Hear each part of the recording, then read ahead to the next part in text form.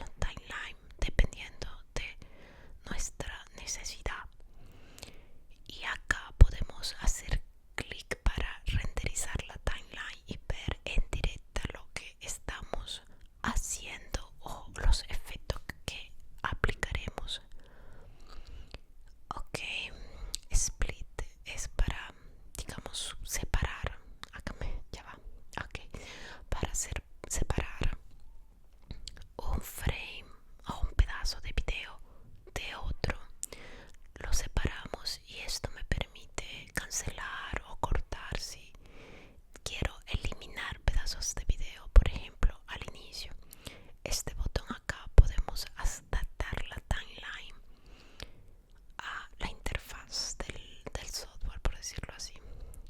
Ok, antes que nada vamos a quitar obviamente el inicio, y acá este espacio que estoy abriendo en el video es para justamente importar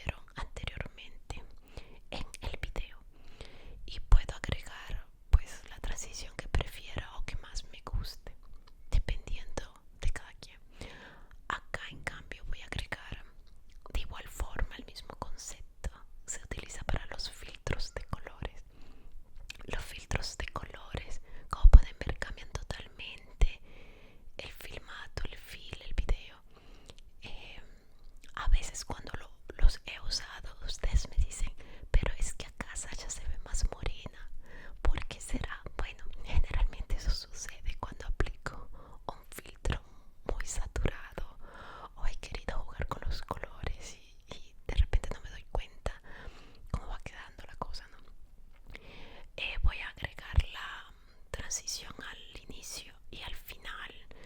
De esa forma, cuando termina el video pasa esto, ves que se oscurece poco a poco, y cuando inicia igualmente se ve poco a poco en la pantalla, para no crear exactamente un corte neto.